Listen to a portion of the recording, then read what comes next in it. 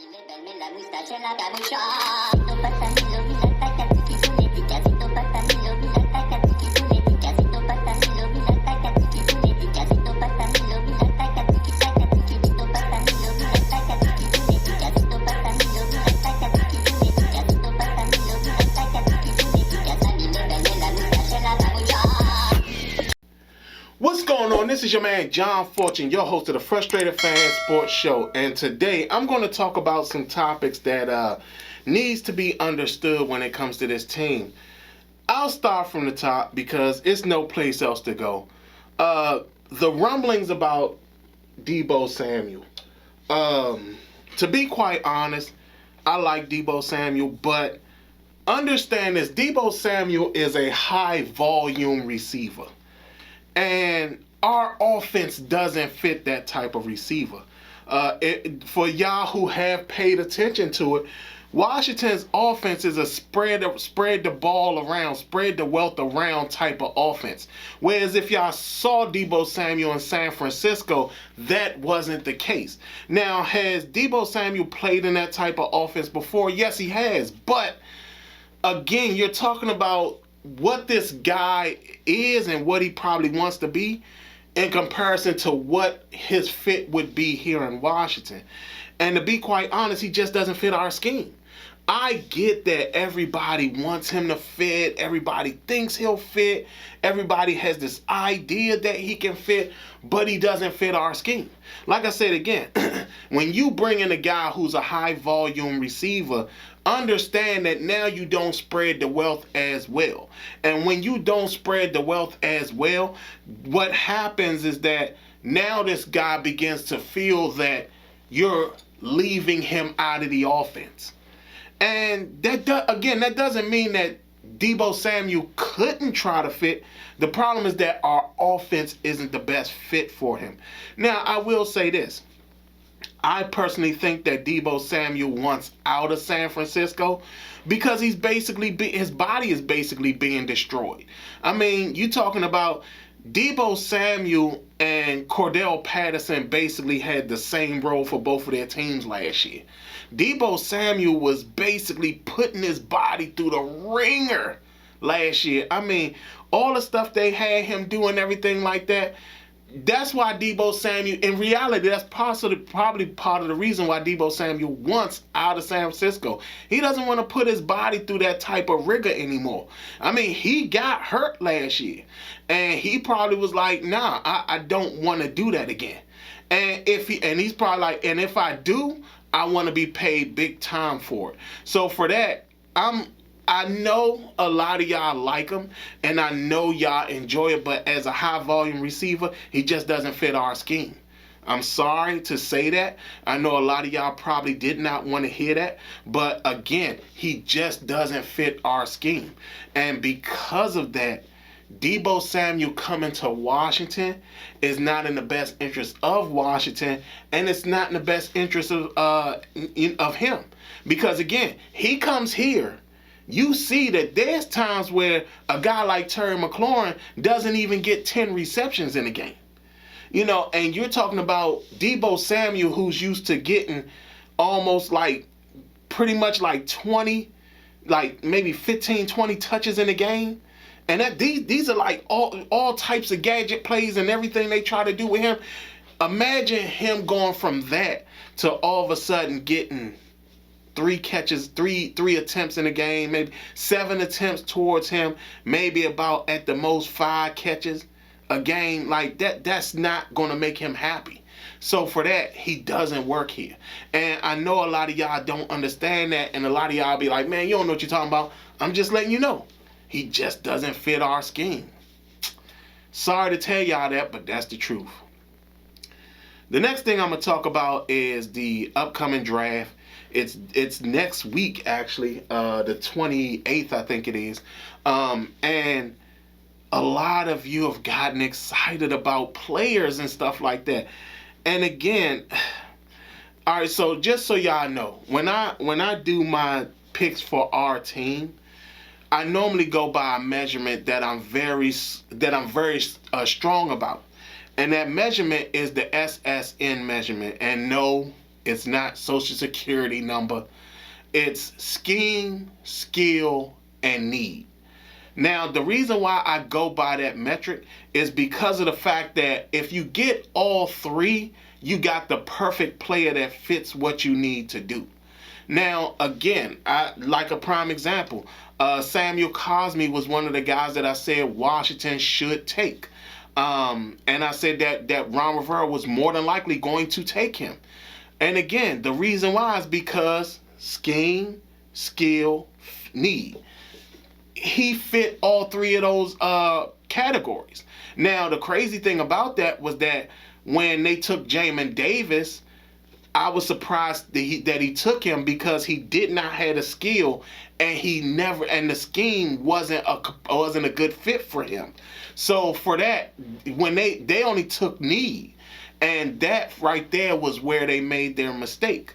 But this upcoming year, and this is me being absolutely honest with everybody here, the perfect selection at number 11 that fits the SSN metric that I go by is Kyle Hamilton. Not Derek Stingley Jr. And understand this, Derek Stingley Jr. isn't a bad player. The problem is that he misses one metric on our system, and that's need. Derek Stingley Jr. is a starting cornerback. You draft Derek Stingley Jr., you have to now get rid of someone. Because understand this, you're talking about Kendall Fuller, who had a very good year last year. You're talking about Benjamin St-Juste, who will be coming back from injury, and we're talking about he was looking stellar during the year.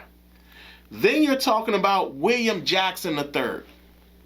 Now, if you add Derek Stingley Jr. to that, understand you now have 4 starting cornerbacks on your roster.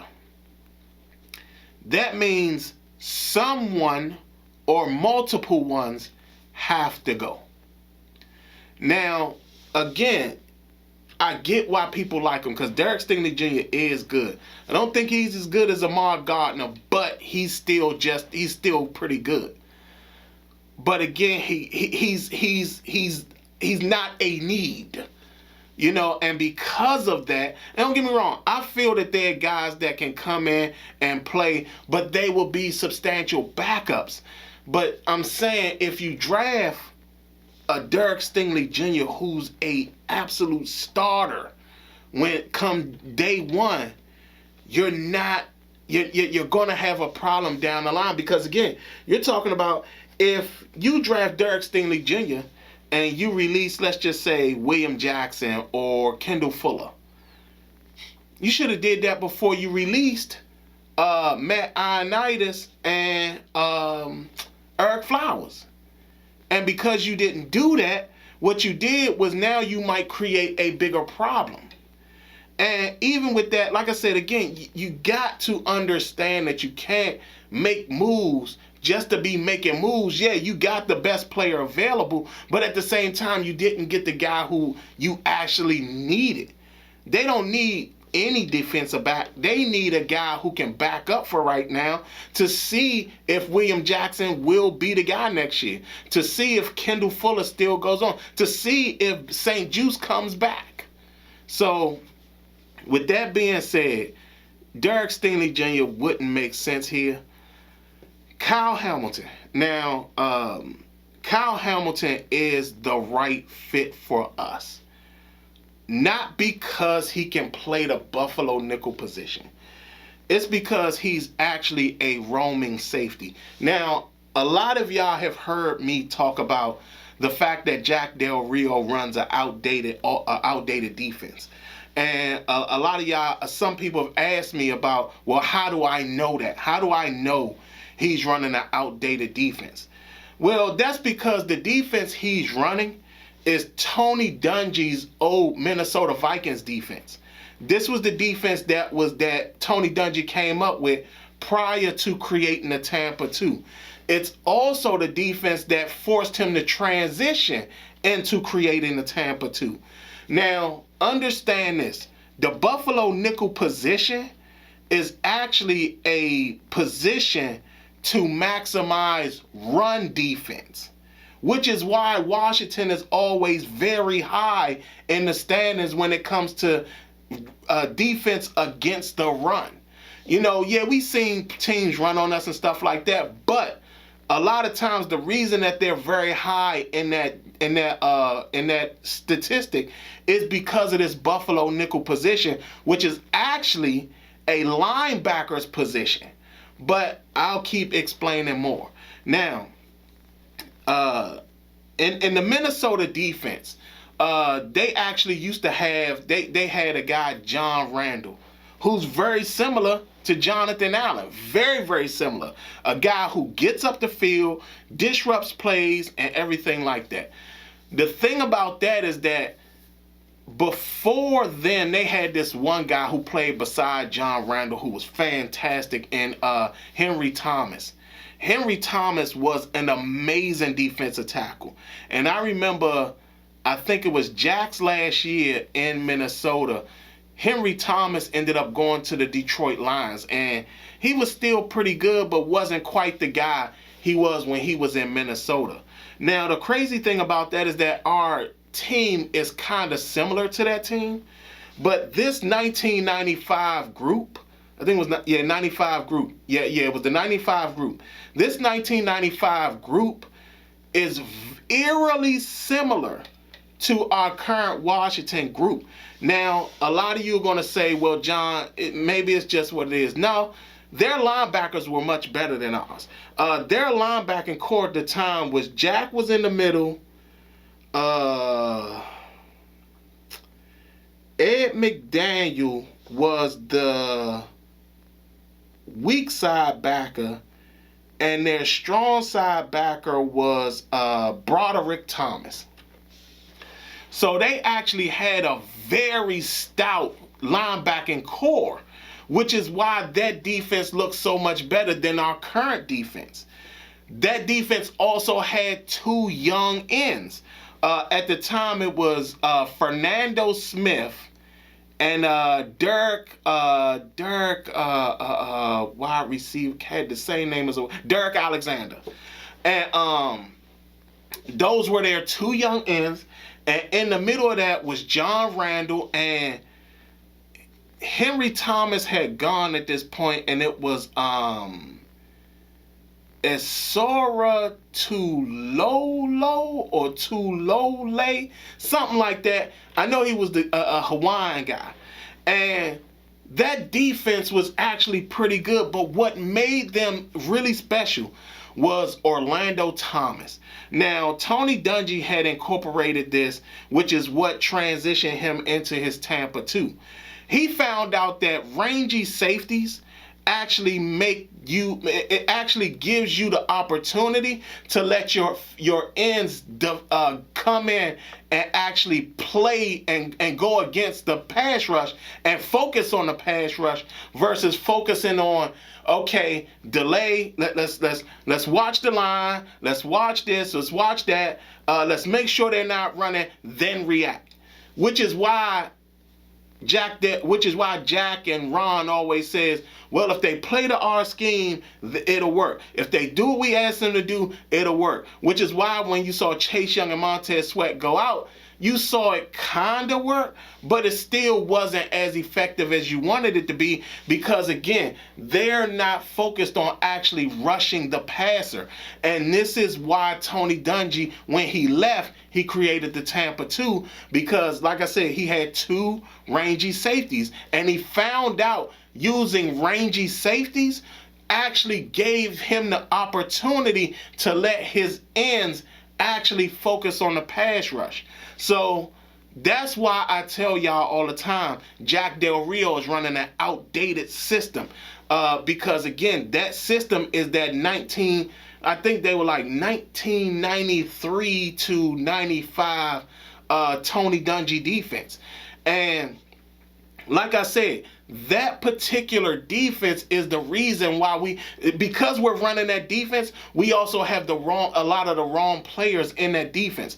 Our linebacking core is nowhere near that linebacking core. Like I said, that linebacking core was Jack Del Rio, Broderick Thomas, and Ed McDaniel.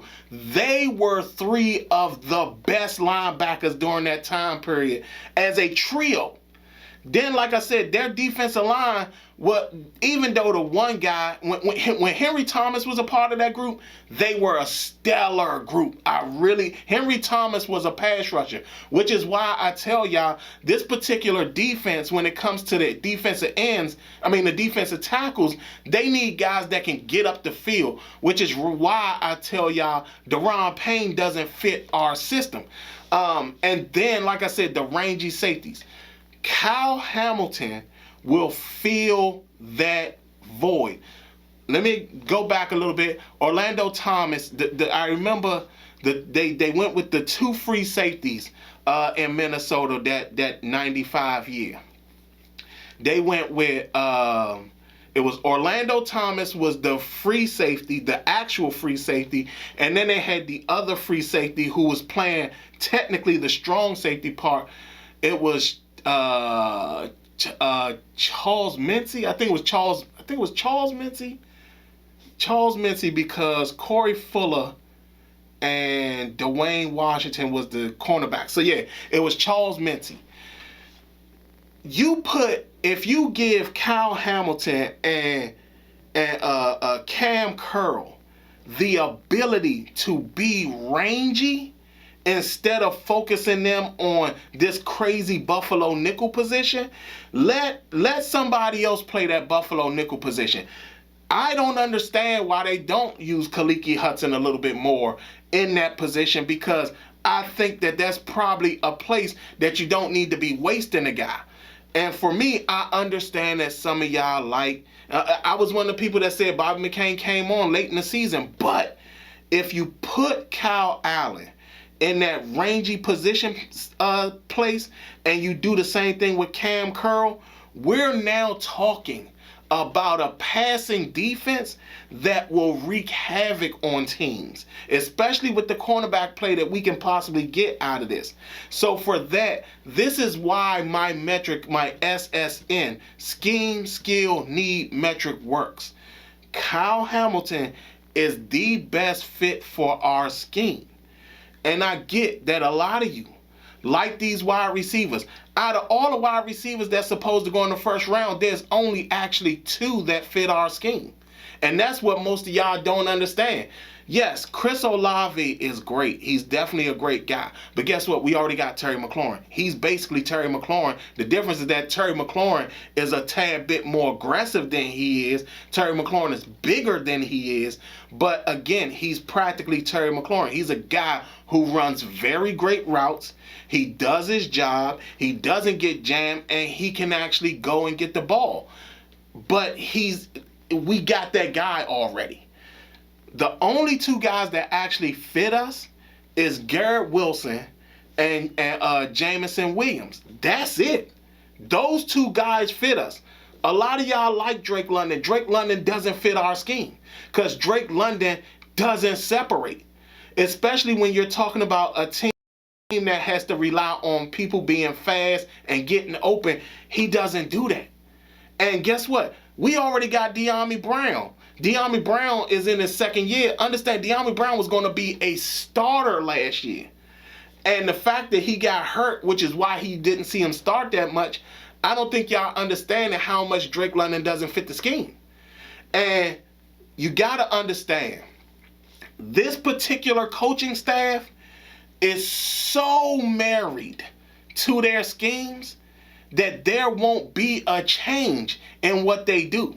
So that's why, even for all of y'all who sit up here and talk about how negative I am and things like that, I'm telling you that when it comes down to it, there are certain players that fit our scheme and there are certain players that don't fit our scheme.